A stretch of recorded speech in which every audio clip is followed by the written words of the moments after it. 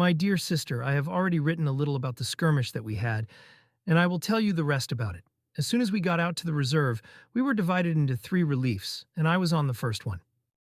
On June 11th, 1863, the calm of Triune, Tennessee, shattered as Union cavalry under Brigadier General Robert Mitchell clashed with Nathan Bedford Forrest's Confederate forces.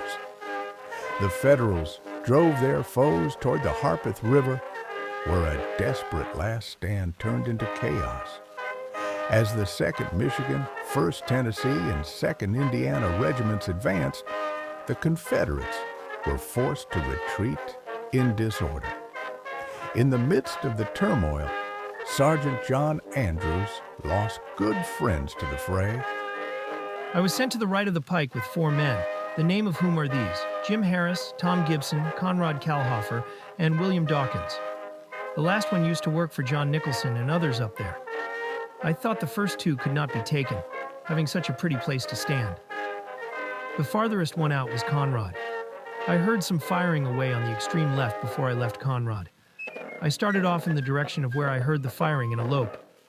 I came to the edge of the woods, where Jim and Tom stood, and saw that some of them were more than halfway across the field in front.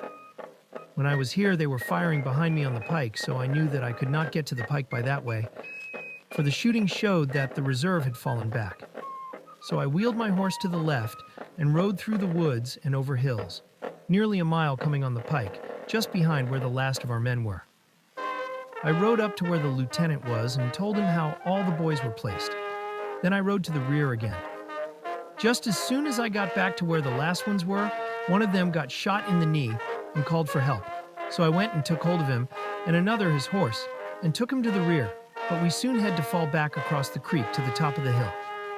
Here we remained until they began to shell us. Then we fell back slowly. We stayed between the 2 cannons nearly all the time. When one company of rebels made a charge on our infantry vedettes, I rode out of the woods across the pike. From where I was, I could see their cannon plane, and I shot at the men by it. I was about 300 yards from it.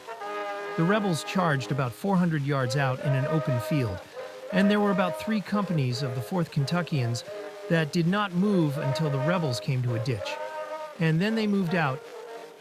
In the aftermath of the skirmish of Triune, Union forces celebrated a hard-won victory, but faced 28 casualties, including 4 dead. As Confederate troops retreated across the Harpeth River, the echoes of valor and loss would forever shape the memories of those who survived the fierce clash. Thanks for watching. For more videos like this, check out our page and give us a follow.